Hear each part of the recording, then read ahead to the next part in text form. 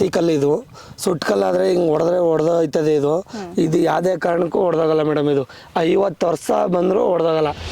8 ಅಡಿ ಕಲ್ಲು ಇಲ್ಲಾಂದರೆ 10 ಅಡಿ ಕಲ್ಲು ಬರ್ತದೆ ಮೇಡಮ್. ಇದು ನಾಟು 2 ಅಡಿ ಆಳ ಹೋಯ್ತದೆ ಗುಂಡಿ, 6 ಅಡಿ ಮೇಲ್ಗಡೆ ಇರ್ತದೆ ಮೇಡಮ್. ಇದು ಈ ಕಲ್ಗೂ ನೆಕ್ಸ್ಟ್ ಕಲ್ಗೂ ಎಷ್ಟು ಅಡಿ ಅಂತರ ಇರುತ್ತೆ? 5.5 ಅಡಿಯಿಂದ 6 ಅಡಿ ಮೇಡಮ್. ಇದು ನೋಡಿ ಸಪೋರ್ಟ್ ಕಲ್ಲು ಮೇಡಮ್. ಇದು ಆ ಕಡೆ ಈ ಕಡೆ 2 ಸಪೋರ್ಟ್ ಕಲ್ಲು ಕೊಡ್ತೀವಿ ಮೇಡಮ್, ಬಿಗಿಯಾಗಿರ್ಲಿ ಅಂತ. ತಂತಿ ಬೇಲಿನ ಹಾಕ್ಸಿದ್ರೆ ಎಷ್ಟು ವರ್ಷ ಬಾಳಿಕೆ ಬರುತ್ತೆ ಸರ್ ಅದು? ಮೇಡಮ್ ಇದು 10 ವರ್ಷ ಆದ್ರೂ ಅಳ್ಳಾಡಲ್ಲ ಮೇಡಮ್. ಇದು ನೋಡಿ ಕಂಬ ಹಾಕಿದೀವಲ್ಲ ನೋಡಿ, ಇದು 6 ಅಡಿ ಮೇಲೆ ಐತೆ. ತಂತಿ ನೋಡಿ ಎಲ್ಲ ಒಂದು ಏನು ನುಗ್ಗಲ್ಲ, ಒಂದು ನಾಯಿಗೆ ಏನು ನುಗ್ಗಲ್ಲ, ಹಂದಿ ಎಲ್ಲ ನುಗ್ಗಲ್ಲ. ಯಾವುದೋ ಮನ್ಸರು ದನ ಕರ ಯಾವುದು ಬರಲ್ಲ ಮೇಡಮ್. ಕರ್ನಾಟಕ ಆ ಮೂಲೆಯಲ್ಲಿದ್ರು ಮಾಡ್ಕೊಡ್ತೀವಿ ಮೇಡಮ್ ನಾವು. ಒಂದು 4-5 ವರ್ಷ ಆದ್ಮೇಲೆ ತುಕ್ಕು ಹಿಡಿಯುವಂಥದ್ದು ಆ ಥರ ಏನೂ ಆಗೋದಿಲ್ವಾ? ಆ ಥರ ಆಗಲ್ಲ ಮೇಡಮ್. ಟಾಟಾ ಕಂಪ್ನಿ ಆ ಥರ ಆಗಲ್ಲ.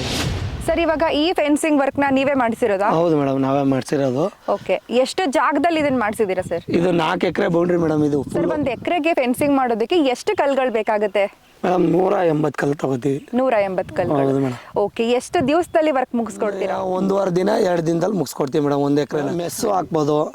3 ಲೈನ್ ತಂತಿ ಬರ್ತದೆ, 3 ಲೈನ್ ಬಂದಮೇಲೆ ಮೆಸ್ ಬರ್ತದೆ, ಅದನ್ನು ಹಾಕೊಡ್ತೀವಿ. ಕಾಂಟ್ಯಾಕ್ಟ್ ಮಾಡಿದ್ರೆ ನಾವು ಅಲ್ಲಿಗೆ ಲೊಕೇಶನ್ ಕಳಿಸಿ ಪ್ಲಾಟ್ ಬಂದು ನೋಡ್ತೀವಿ. ಬಂದು ನೀವು ಅಡ್ವಾನ್ಸ್ ಪೇ ಮಾಡಿದ್ರೆ ಸಾಕು ಮೇಡಮ್. ನಾವು 1-2 ದಿನದ ಒಂದೇ 1 ದಿನದಲ್ಲಿ ಕಲ್ಲು ತರಿಸ್ತೀವಿ. 2 ದಿನದಲ್ಲಿ ಕೆಲಸ ಮುಗಿಸ್ಕೊಡ್ತೀವಿ.